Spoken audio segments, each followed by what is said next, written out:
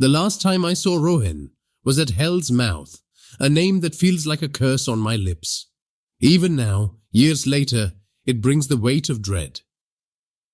We were arrogant back then, chasing thrills like moths to a flame.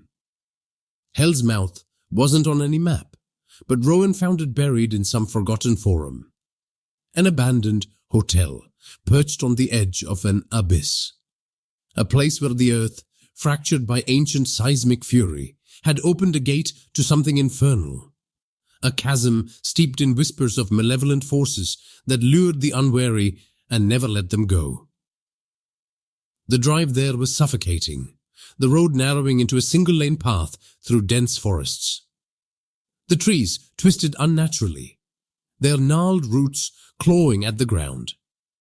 By the time we arrived, dusk had fallen, and the hotel loomed before us, a skeleton of crumbling stone and moss-covered walls. Beyond it stretched the abyss, a jagged maw splitting the earth, its edges raw and oozing with moisture. The darkness within seemed alive. I couldn't look away. Vines snaked out of the crevice, creeping along the ground, their fibrous bodies pulsating as though they were veins filled with blood. Inside the hotel, the air was thick and damp, carrying the stench of decay. The walls were covered in graffiti, but these weren't mere scrolls. They were desperate warnings, etched into the stone as though the act itself could ward off whatever haunted this place. The second floor was worse. Some walls had collapsed in parts, exposing the sight of the abyss through jagged cracks. Rohan, oblivious to the unease settling over me, was elated. He pulled out his camera, setting it up to capture the perfect shot of the crevice. That's when the whispers started. At first, they were faint, like the rustling of leaves in a distant breeze. Soon they grew louder, forming words that slithered into my mind. They weren't coming from the air or the abyss. They were inside me, urging me closer. The vines began to move, slithering over the edges of the cracks, creeping toward us. Then came the visions. The room blurred, and I was no longer standing in the decayed hotel. I was in a vast jungle, the air thick with heat and the cries of unseen creatures. My hands were covered in dirt, my arms strong and muscled as I dragged a body through the undergrowth. The face of the body flashed before me. It was Rohan. The vision shifted. Now I was a soldier in armor, standing on the edge of a battlefield. Bodies littered the ground, and the stench of death filled the air. Rowan was there too, lying broken at my feet, his lifeless eyes staring up at me. One after another, the scenes unfolded. Different places, different lives, but always the same. Me standing over Rohan, his blood on my hands. The whispers grew louder, filling my mind with promises of release if I just gave in. I summoned every ounce of mental strength, forcing myself to break free from its grip. When I came to, the vines had surged forward, wrapping around Rowan's legs. He didn't scream. His eyes were glazed, his face slack as he stared into the abyss. He yielded, his body slack as the vines coiled tighter, dragging him toward his doom. I grabbed his wrist, pulling with all my strength, but it was no use. The vines tightened, their barbed edges tearing through his clothes, drawing blood. "I see it now," Rowan said, his voice distant and hollow.